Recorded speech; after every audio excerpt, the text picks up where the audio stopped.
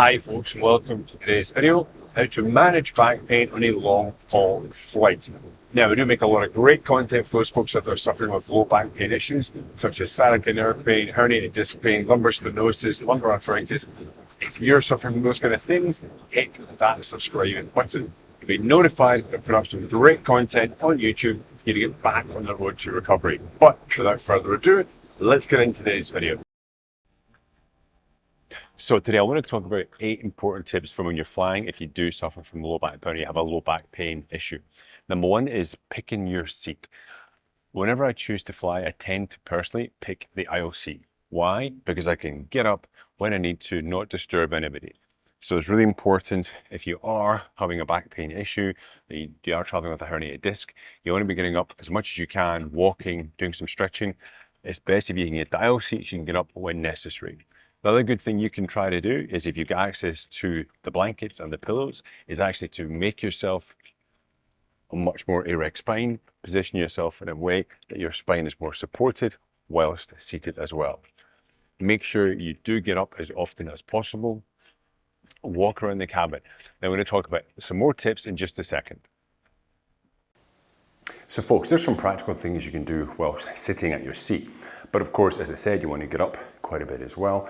And there's more things, okay? So let's move on to some active things that you can do on the plane as well.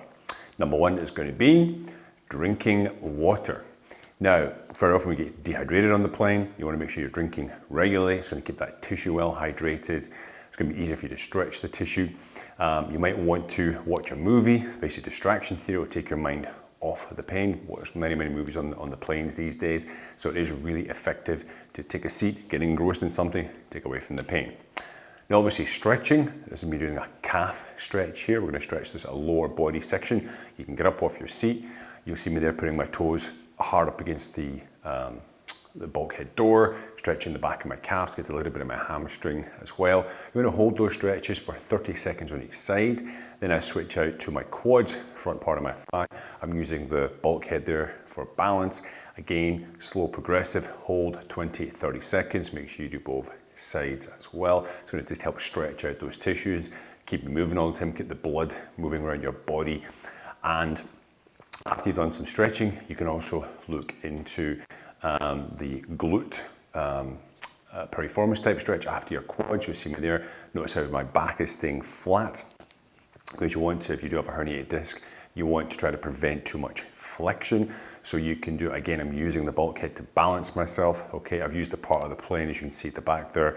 There's nobody around there. Okay, it's a safe place to go. I'm not doing it in the aisle between the seats, right? Stretch out both my glutes and sort of piriformis muscle. Now, I've also talked a lot about McKenzie back leans. You'll see me there, it's the 2 thumbs into the lower back section, and you just gently push the hips forward, okay, into extension. Good to mobilize the spine, often helps with sciatica nerve pain. You'll want to do 10 to 15 repetitions. You can do it one time on the plane, you can do it numerous times on the plane if it's a long haul flight especially. And of course, walking, okay? You might think you look kind of daft walking up and down the aisles, okay?